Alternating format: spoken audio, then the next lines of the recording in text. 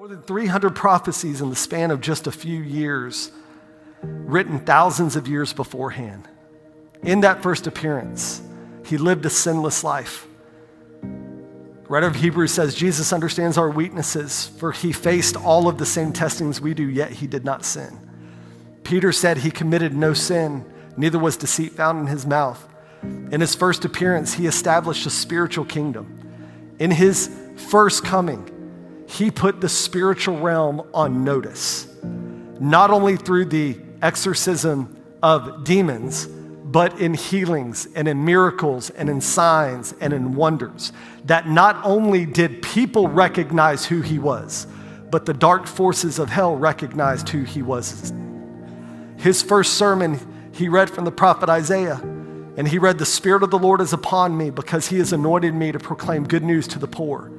He has sent me to proclaim liberty to the captives and recovering of sight to the blind, to set at liberty those who are oppressed, to proclaim the year of the Lord's favor." In this moment, he established the spiritual kingdom of our God in this earth.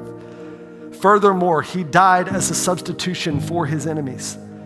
Paul tells us that while we were still enemies, that we were reconciled to God through the death of his son, Jesus. Listen, I'm gonna tell you what, it's one thing to die for a friend or somebody you love. I mean, I would like to think that everybody in this room has people that you would die for, right? And you know, I was thinking about it, there are probably tiers. You probably have there are probably levels of friends that you would die for. You're like, yes, yes, yes, yes. And then there's like this threshold where you're like, I like them. I like to hang out. We can grab Mexican, but die for them? I'm not really sure. It's one thing to die for people you love, okay? Friends, it's a whole nother thing to die for somebody who hates you. God makes it clear that we committed the ultimate treason against the eternal God, and we rebelled against him, and we hated him. Whether directly or indirectly, we came after him. But in his goodness, he died for his enemies, a substitutionary death for us. C.S. Lewis would say that the Son of God became a man so that men could be sons of God. And I would say it in this way, that the King Eternal became a peasant so that peasants could become kings.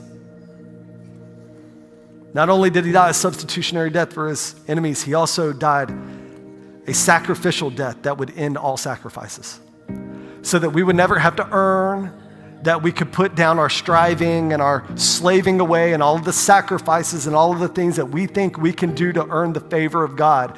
And we would come into an understanding that it is only by the sheer grace of God, it is only through sonship, it is only through adoption that we find favor with God. And then finally, following his death on the cross, this man physically and bodily rose from the grave, victorious over death, hell, and the grave.